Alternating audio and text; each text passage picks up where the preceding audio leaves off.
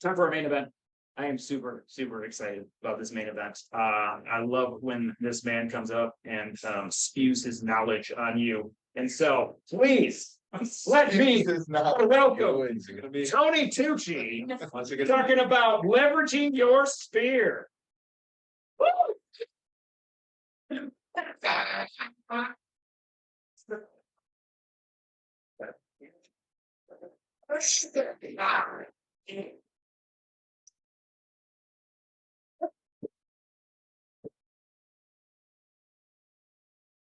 Oh, the alpha. Cool. All right. Good morning, everyone. How's everybody doing? Shake it out a little bit. Everyone's a little stuck in their chairs. Okay. I'm excited to chat with you guys. Matt and I chatted last week, Friday. I think it was Friday. So, just kind of where we're at and what we could chat about for this week. And I'm excited. So a couple things. It's early August. We have the first part of the year behind us, right? The first half of the year behind us. This is the time of year where everyone kind of hits this, like, sort of like, if you've been working hard, you might be tired, right? If you have kids, your kids are kind of getting ready to go back to school. So it's always this sort of, I always think August is a big month. It's kind of I wouldn't say it's a make or break month, but it's sort of it's a great time to see kind of how the year has gone so far and sort of like retool for how you want for the rest of the year to go. And so I'm convinced that the activity that you have going into August and September really dictates how you're going to finish the year. And then how you finish the year, no surprise, kind of dictates how you're going to start your year. So just want to chat about the big idea. What I want to talk about is the sort of like clarifying what you should be doing right now in order to finish the year strong, which honestly, at this point, I think it's arguably more important that you finish the year strong so that you can have a good 2024 than it is just to finish this year well, right? So you've already got a good idea of how your pipeline, you have your closings from the beginning of the year, right? You might have your eyes on your pipeline of what you expect to close with a good idea of what other buyers or sellers you might pick up. But this is the time to really, really be focused. Or if you're not going to be focused, to know that that's what your plan is. So either way, like, come with intention towards whatever the next 30 days are going to be. Because, like, for me, I say this because I have taken my foot off the gas for August, but I did that by design, right? Like, I'm not like, oh my gosh, what's happening? I'm like, you know what? Work real hard in the spring and summer, just in my own personal life. My one kid going off to college, and my kids got back from serving on summer staff at camp, and so big events at our home at this time of year. And so, like, by design, I know that August, the first couple weeks of August, are going to just be slower for me. It's a slow time in the market. And so I'm not bent out of shape that I'm not going on as many appointments as I otherwise would be, but that's a decision that I made. And so my encouragement to everyone today is to just operate with intention, whatever that's going to be. If you're going to be off, right? Or just know that you're going to be kind of working. Hey, I'm only working a couple hours a week per day, right? You're not scrambling, but whatever you do, operate with intention. So I'm going to get to the main thing I want to talk about is just sort of like what you can be doing in the next 30 days, the next 45 days to finish strong and then have a great 2024. But a couple of conversations that I had recently, I want to connect. I want to talk about specifically. One, Allie's not here, but yesterday we had our team meeting here on Monday mornings, and I didn't ask permission, Alice, if you're watching. Sorry, but she had a great question. She's like, hey, can you help me out? I have a customer who wants to buy a condo in the $300,000 range. There's one that they're interested in. It's listed at $325,000. He only wants to pay around $300,000. If he can't get a good price on it now, whatever, he's probably just going to re-sign his lease and look next year.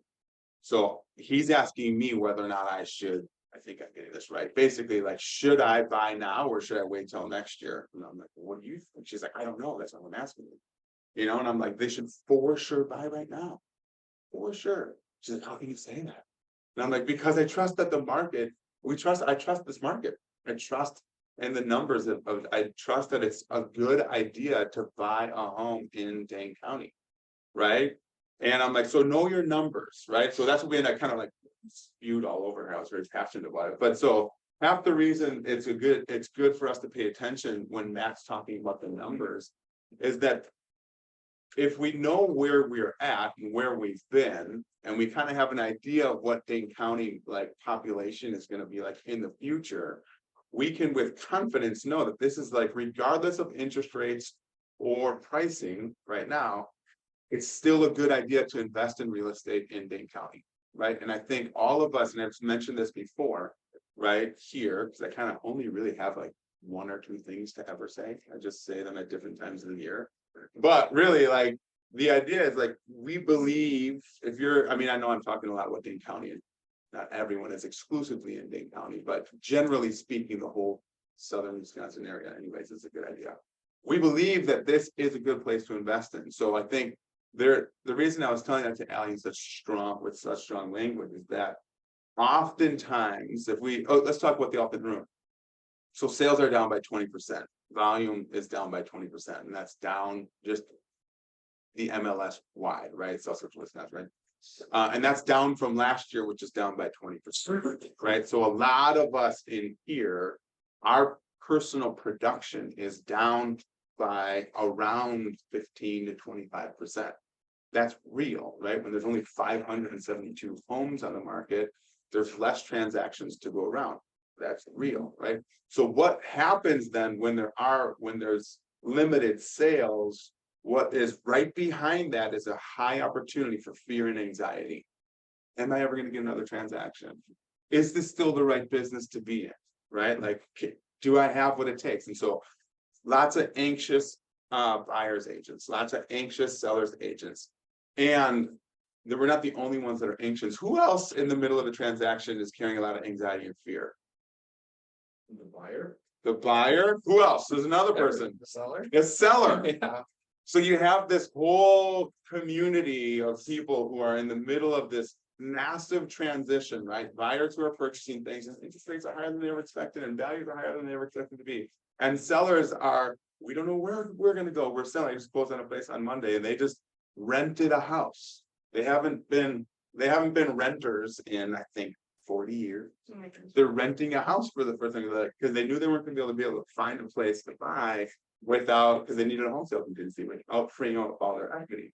So they sold their house. They're sitting on a pile of money, right? But they're renting a house. So every piece in the transaction was giving them anxiety, right? We have another seller right now that, like, some of the craziest things have happened with the sellers in the transaction that Kyle and Holly are working on, because the buyers are so filled with anxiety and the sellers have so much anxiety, right? So there's so much opportunity for the water that we're swimming in to kind of like seep into us. And so I want us to be armed with information. The right information provides power for us as we're stepping into these conversations. And so here's the thing. The big idea is, do you still believe that buying a home or selling a home in Dane County makes sense? The answer is yes, because values are going to continue to go up. They might not go up. I mean, they went up 33% since the beginning of the pandemic, right? So affordability is a thing, and that's going to continue to be a thing, right? But it's like the values are going to continue to go up. We're these stats down. This is bananas. So Dane County's population grew 15.3% since 2010, right? So it went from just under 500,000. Let's see. Yeah, so like, I'm sorry, the rest of the state, I don't have the full stat there, but the rest of the state only grew by 7%. So Dane County grew by 15%. And there's a prediction, right? These are projections that if the population growth continues at the same pace, by 2050, the population increase will be by 115,000 people. So people are moving here, right? And basically my point is, it's still, if people wait, back to what I was saying to Allie, if her customer waits, that house is going to cost more, right? And hopefully rates will be down by then. right? Even if they go from 6.75 down to 6.25 or 6%, right? If there's going to be the people who are on the fence that are going to move into the market, right? So all the sellers who are locked right now, that you hear about this like mortgage lock, it's not locking your rate for 60 days. They're locked into your mortgage because you're sitting on a rate of 3%, right? And you're not going to sell your house and you got 3% and buy a place for twice the value of your, all that kind of thing. So once those rates come down, if that happens in the end of this year or next year, there's going to be a mad dash and the values are still going to continue to go up. So it's still the right time now to buy. Okay, so knowing that, so know that this is still like this is a stable market. Believe in that. And then number two, before we get to like the action, is know your value and at your wage. Okay, so like values are at 420,000 in Dane County, right? That's the median home value, right? If on average you're getting paid even 2.5 to 3% for a transaction, which I realize transactions are fewer than they have been. That's a decent chunk of change that sellers are paying, and that buyers, that you're getting paid whether you're working with a buyer or a seller.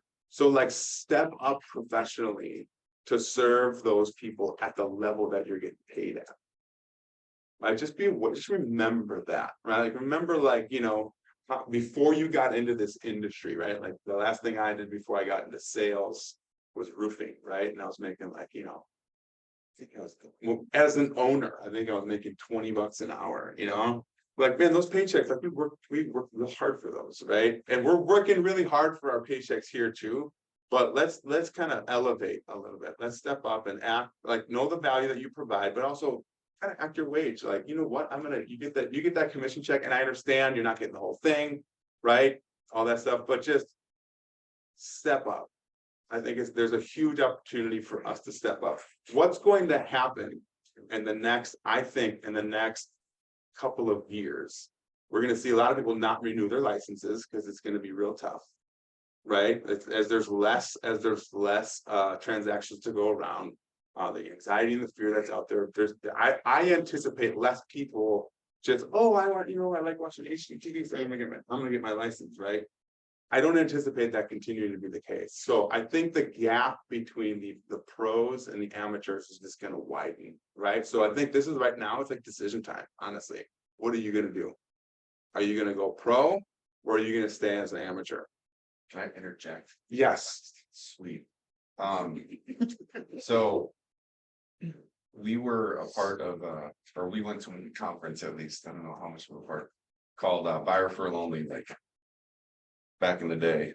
And best thing I got out of that by far was he helped me understand how we bring value and earn that commission.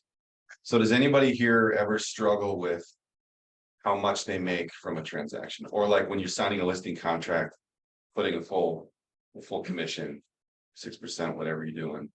Does anybody ever struggle with needing that, with getting that? I know some people don't. Looks like you're nodding no, and she's nodding yes. Like most people are like you. Not most people are not like you. But I work all over, not just Dane. Yeah. But it's sometimes it's hard to justify writing that 6% down or whatever it is. So he had 3 things. You guys remember these? He said, this is the way you earn your commission. The value you bring is you are your client's overseer of the transaction. You're their negotiator on their behalf, and you're their consultant. That's how you earn your money. And so I like wrote that down, and I remembered that. And every time I would struggle with, So oversee, negotiate, and consult. I would probably add counselor. Therapist, I was gonna say. Therapist, I would add that over. Yeah, but that really helped me. I don't know Yeah. if that helps anybody else, but that really helped. So No, it's great. That's great. With that, if you're gonna do those 3 things, you got to sharpen up. You got to be able to bring value. And the greatest thing about like being able to provide more value is that's pretty inexpensive, right? It's mindset. It's taking action on things that oftentimes don't cost money, like I'm going to describe here, right? Learning, humility, gratitude, all of these things, those don't cost you any extra resources, but they will add a ton of value to your life and to your client's life, right? So if like, it's tempting, and I get tempted with this too often, right? Like anxiety, fear is also knocking on my door, right? Sometimes I let them in and you gotta ask me to leave politely, or kick them out, so I think we all have that, right?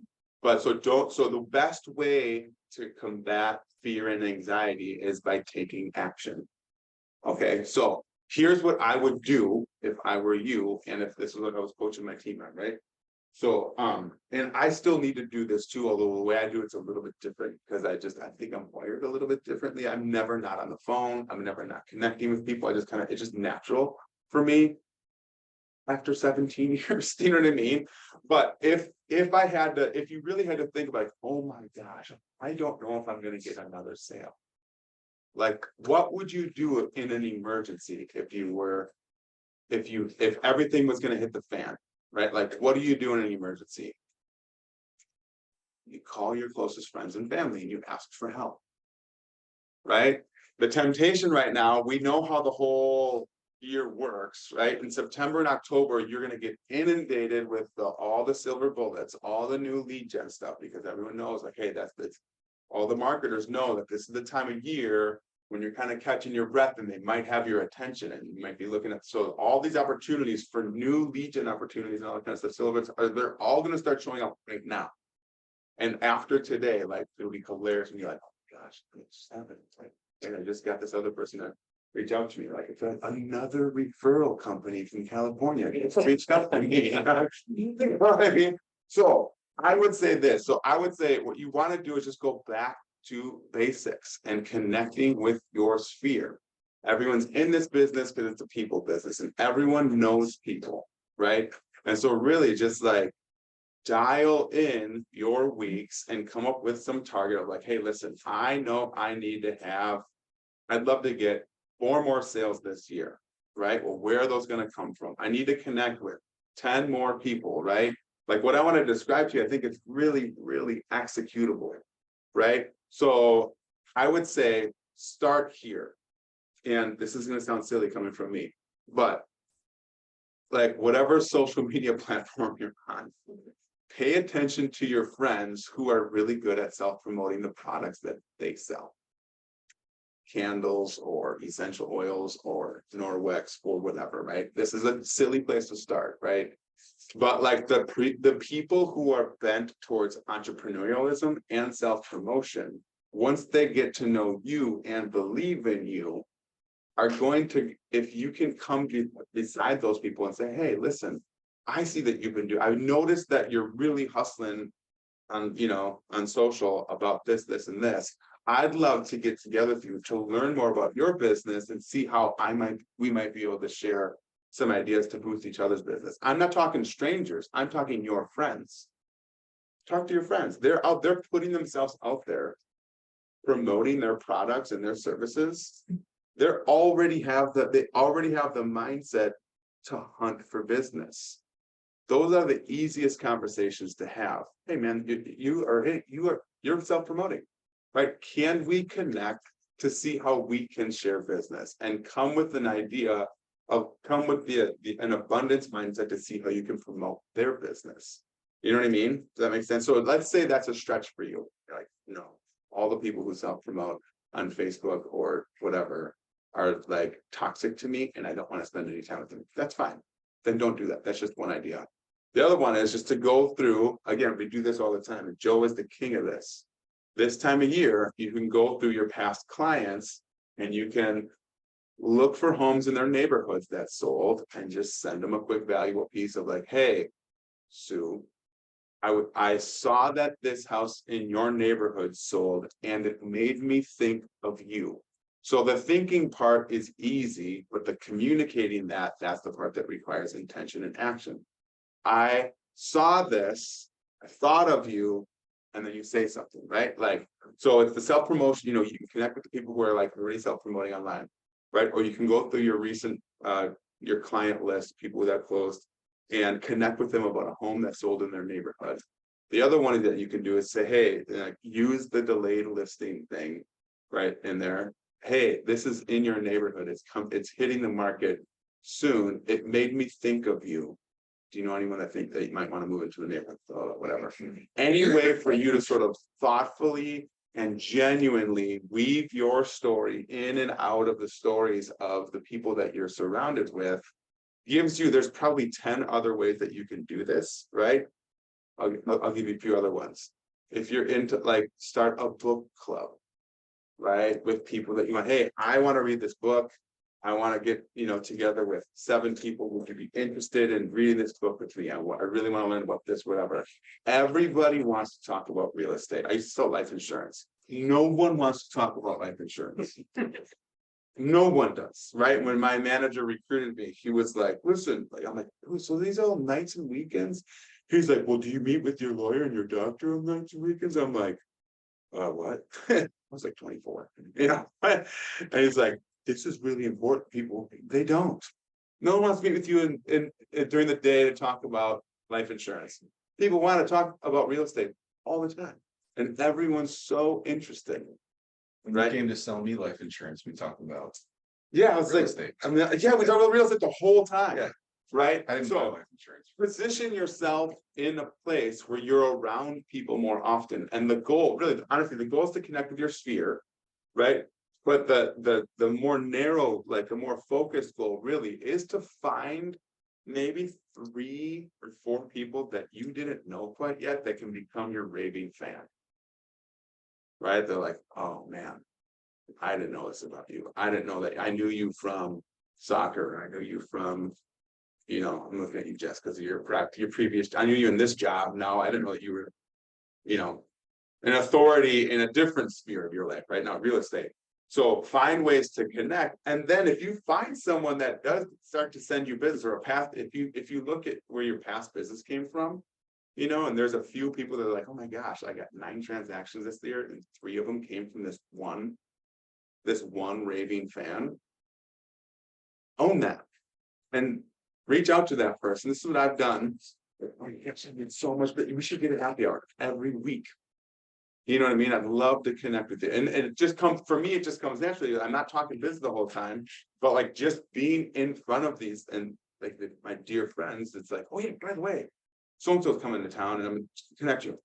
Or hey, so-and-so's moving and I told them to talk to you. You know what I mean? And it's like, oh, weird. That's so weird that like magically something happened after like positioning myself in a way. And obviously do it genuinely. These are like friends of mine. And so you can, with your close friends, you can have the open and honest and dialogue. You have no idea how much impact you have on my business. Did you know that like of the last 9 transactions I've had, like you've been responsible for 3 of them? I'm so eternally grateful. And I genuinely want to connect more with you because it's like, this is crazy. This is what moves the needle on my business. Can you believe it? Just be honest with them and genuine. And then, see where that goes. I think there's people, and so here is the lie that you'll be tempted to believe. As you're reaching out to people that maybe you this relationship with, be like, oh, they're already really connected. They probably already have like 3 or 4 other realtors because everyone got their license in the last 5 years. They absolutely might, but you don't know like if this recent realtor that was their go-to person just dropped the ball on something, or they're so filled with fear and anxiety that they have just been like not showing up for their clients or for them. You just never know, right? And you don't want to assume that. So just, hey, you could be the right person at the right time to come into that person's life and provide value to them, right? Your friend and whatever their customer is going to look like. So don't believe that. If you believe that, like you probably got bigger fish to fry. And I believe it all the time too, right? Like, oh, I don't want, I was telling my team, I got this, I faced some fear. I got this lead and it's like in a price range I don't normally work in. And this beautiful house hit the market at like $5.5 million. Did you guys see that one, by the way, in Westport? It's insane. It's crazy. It's like the most beautiful house I think that has ever been on the market. And so I was like, I should send it to these guys. And I overthought it. I'm like, I don't know. What are they going to think of me if I assume that they can afford this house? And I'm like, I just sent it and they got crickets for like 6 hours. I shouldn't have done that. Now they're never going to talk to me again. I just lost this lead. So I called them later on the day and I'm like, hey, I know that was a little wild. Like, I'm still in like the earning their business phase. I'm like, I know that house was that, and this is what the text said exactly what I'm describing to you. I saw this house hit and it was magnificent. Madison's never seen anything like this. And it actually made me think of you and your wife. I thought you guys should see it. You know what I mean? And then I followed up later because I'm like, oh gosh, they just, they wrote me off. And on the point, I'm like, hey, so again, like I didn't know like what you'd think of this house. I just thought it was kind of cool. And he's like, yeah, probably not exactly what the range that we're in, but I'm not sure. Did you mind that I said? He's like, oh no, I don't care. You can come. I'm like, great. But for me, it was like good to just like push past that discomfort. I'm convinced on my team here is all the time too. Like your income is directly related to your comfort in having uncomfortable conversations. Right. And whether that's like facing conflict in a transaction, whether that's pursuing people, but like the degree that you're comfortable having uncomfortable conversations is what's going to like catapult your income. Convinced of it. Also, the great news is if we want to just separate like your motivation by income, like we all have to face this discomfort internally anyways. We just get to practice it in business, right? Because we all have fear and anxiety and self-worth challenges, right? So the great news is we get to tackle all of that. And the worst thing that could happen is that we don't get it. We don't get business from it, right? The best thing that happens is that like we become like confident and immune to fear and anxiety, right? Which is kind of awesome. So, did I miss anything, Matt? Was there anything else I was going to say, like practically? So I think with this sort of like plan, what I would suggest is this: between now and the end of August, set some goals for yourself and go through your sphere, however you do that, right? Go through your past clients, go through the net people that you're connected with, go on, social media, whatever, see the people that you haven't connected for a while, and make a list of 10 to 15 people that you're going to reach out to after Labor Day, right? Because everyone's distracted right now, or maybe I'm just projecting that, right? I am, right? Like kids are going back to school, they're starting sports and all that jazz. And so like, that's just my fear. So actually, I don't want to project that on you, right? But I would just say, hey, spend some time, create the list, and then have a plan to reach out to them. You know how people communicate. This person's the person I'm going to email. This person's the person I'm going to text. This person I'm going to connect with on social media. This person I'm going to call, right? And know what you're going to say. Hey, I saw this about you and I thought of you and it made me, I wanted to give you a call and just catch up. Or, hey, if they're a business person, hey, I see that you've been doing a lot of promotion. I'd love to learn more about what you're doing. And candidly, I'd love to share with you about my business and see if we can't help each other boost each other's business. Can we get together for coffee or whatever it is? Okay. But like, if there's, I'm not talking sometimes like, and sometimes when we're like, hey, you need to have 60 people that you talk to in the week, right? Sometimes that can be a little intimidating. I'm saying 10 to 15 people that you're going to reach out to connect with and specifically have a conversation about real estate and set appointments for yourself.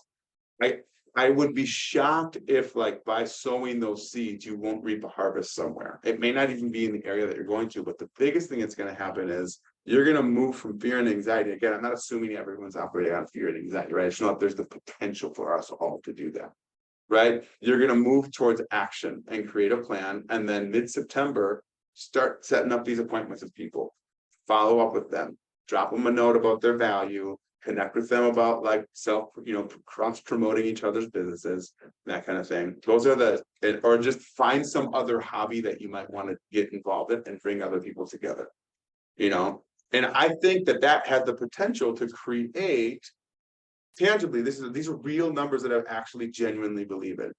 And they're not earth shattering, but they actually can make a big difference when the price point's 420,000, right? Like 3 to 5 more transactions this year and set you up to have a great spring and launch with like 3 to 6 transactions in the first quarter next year, which that momentum will carry, right? Like, I was telling Matt this, you do 15 to 20 transactions in this business, that's a good living, right? And you grow your sphere by 20% a year, that's a great living, right? So break it down into bite-sized, actionable things that you're going to do, and then just execute it. And that way you'll finish strong, and then you'll start next year really, really strong. So. Anybody have any questions for Tony? I have a question. What, I was talking with Zilly about this the other day, so I know he's been doing a lot of, in Alley, and I don't know who else, follow up with. With past clients. And like giving permission / like asking for referrals, like. Do you have some good language for that with your friends, with your clients? To like, to ask for referrals? Yeah, so here's a great opportunity at referrals. Anytime you ever get complimented or thanked for how well you did in this transaction. Huge opportunity for a referral with that. My gosh, Kelly, you did such a good job. Thank you so much. You know what? That means a lot to me. I really appreciate that. I work really hard to make sure that that's your experience. And honestly, not just you, but anyone you know. If you know of anyone, I would be honored if you refer this to me. That's really natural because it's coming from a place of compliment already, you know. Oh my gosh, I can't believe we were able to get this house. I can't believe we sold that house for that. You made it so easy for me. I thought I was gonna be really stressed in this process, and you made it really, really simple. You know, thank you so much for saying that. I really appreciate that. In fact, my whole goal is that right there. I want that to be your experience. I actually hope that you feel so good about your experience that you can't help yourself to refer me to other people. That's my goal. That's natural, right? Like that doesn't seem forced, especially if it's coming from a place of compliment. What about with sphere? Any thoughts on that? The language I use with Spirit, they've never worked with me before. It's like, yeah, I want you to see me as a resource here. Call me anytime. Anytime. See me as a resource in real estate. So whether it's me or someone from my team, I want you to always think that we can help you. And if I can't, I can find someone that can. You know, so if they haven't quite worked with me, I haven't really gone hard and asked them for referrals. Yeah. And just like a casual setting like that. Allie just replied on that she is on Zoom. Oh, yeah. For Cool. Thanks. my friends, I've been saying, I'm reaching out to very humbly ask if you happen to know of anyone looking to buy or sell, could you keep me in mind? I am working on being bold and putting myself out there because I'm eager to grow my business. It's fantastic. Yep. It's fantastic. I think probably just getting over yourself, just asking. Yeah, your sphere. They want to help you. Yeah. I like that. That's authentic. Yeah. You know. Yeah. Sales and you. Well, this is the other thing too. I was gonna say, like, when you believe in your value and you know how you take care of people, right? Like you work really, really hard. And you'll go to bat and you'll send in cleaners if you have to. If there's like a damage done to the property, you'll get it taken care of, right? Like not everyone does that. But like a lot of people are just after the transaction, right? But I don't believe that like this room and our company culture is that's how we roll. I think our hope is to kind of go above and beyond. Right. And so like, don't compare yourself to other people like you. This is weird thought, but like, you're really competing against people who are going to provide an inferior service and like going to, you know, their ethics might be in question, right? Like the way that they're going to handle things, like that's who you want to save your friends and family from, right? Having a really poor experience with an agent that doesn't really care about them, you know, or how things go. You know, like if you get hit, if some of your transactions, has anyone look, I guess raise your hand if you've ever like lost sleep over a transaction. And that's because you care, right? And there's a lot of people that don't.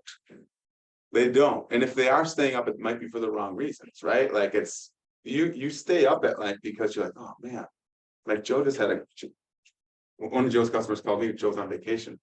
His house flooded, right? At no fault of anything that was on the inspection report. It's always like, oh my gosh, you missed something. It's a freak thing. Like Joe's like genuinely concerned and bummed that this happened, right? Like, because he's invested in a relationship with the guy. You know, we all care really deeply about our sellers and our buyers. And so it's that belief that we really care that should give you boldness to be like, you know what, like I want to provide value to the people that I know, because I know how I'm gonna take care of them. You know? Any other questions? Yeah, So you were talking earlier about finding those like super fans or whatever. yeah. Do you have anything set up for making sure that you have like consistent based on those people at all, or is it just natural? For me, it's like, I just, again, like I'm just always around people all the time. We do have like one event as a team that we do. It's like this VIP event. I think I've talked about it before. It's at the Tornado Room. And, you know, everyone gets like dressed up and comes downtown and fill the whole place in the basement, and cocktails and dinner and stuff. And there, That's for your team or for like clients? our team invites all of our Oh, nice. top referring clients, the people that like send us repeat business. You know, and I don't know, last year there was probably 75 people and the room was pretty packed.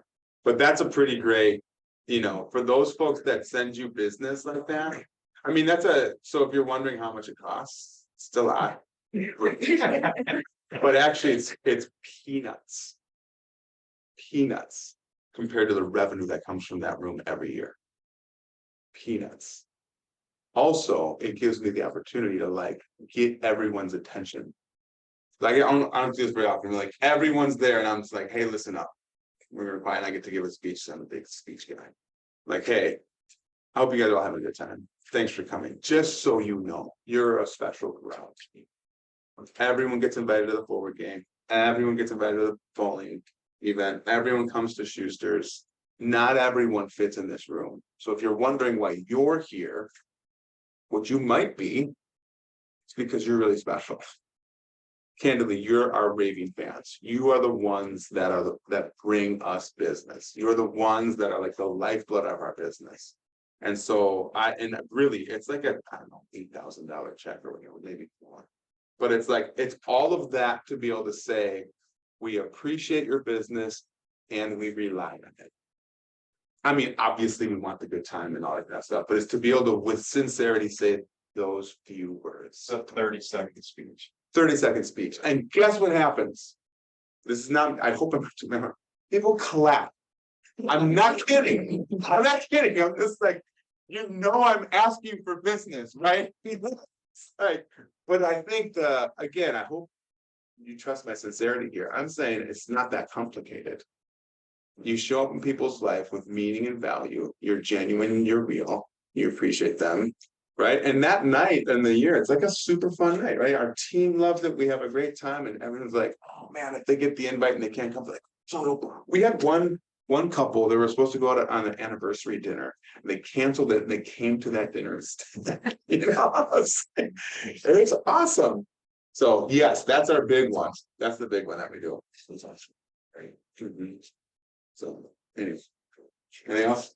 Dude, thank you so much. Big.